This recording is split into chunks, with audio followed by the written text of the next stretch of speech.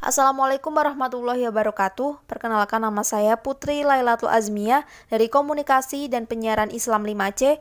Di sini saya akan menjelaskan sedikit mengenai apa itu segitiga exposure atau triangle exposure dan apa saja komponen-komponen yang ada di dalamnya, dan juga menjelaskan beberapa kasus berdasarkan komponen-komponen yang ada di dalam triangle exposure ini. Berikut penjelasannya. Nah, apa itu segitiga exposure atau triangle exposure? Istilah exposure bisa diartikan sebagai kemampuan kamera dalam mengumpulkan cahaya yang masuk.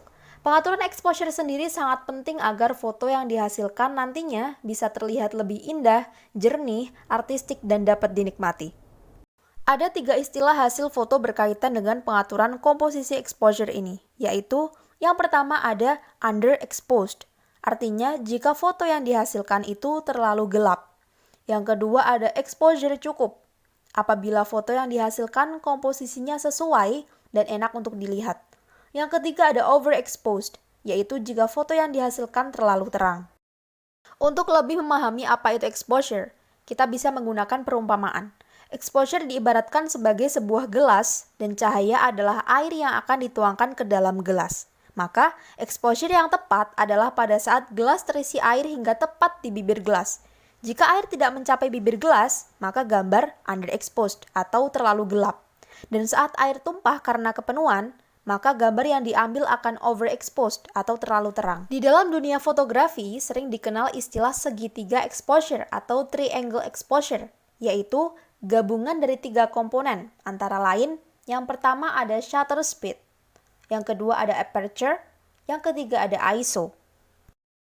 ISO atau sensitivitas sensor merupakan singkatan dari International Standardization Organization dan di dalam dunia fotografi digunakan untuk mewakili tingkat sensitivitas sensor. Saya akan menjelaskan sedikit mengenai kasus dari ISO. Nah, pada ISO rendah, misalnya pada angka ISO 100 pada settingan kamera DSLR, misalnya, sensor akan menangkap gambar secara lebih detail, tetapi butuh lebih banyak cahaya, sehingga gambar terlihat lebih gelap nantinya. Sebaliknya, pada ISO tinggi, misalnya ISO 6400, sensor kamera Kana menjadi lebih sensitif, sehingga gambar yang dihasilkan semakin terang. Dan apabila kita memainkan ISO, resiko yang akan kita dapatkan adalah noise atau grain. Komponen kedua dari triangle exposure ini adalah aperture atau bukaan diafragma lensa. Aperture atau bukaan diafragma lensa ini menentukan banyaknya cahaya yang diteruskan oleh lensa yang kemudian ditangkap oleh sensor kamera. Simbol penulisan yang dipakai adalah F per angka pembagi tertentu. Sebagai contoh adalah F per 8, yang berarti lensa tersebut akan terbuka dengan diameter sebesar 1 per 8 dari panjang fokal lensa.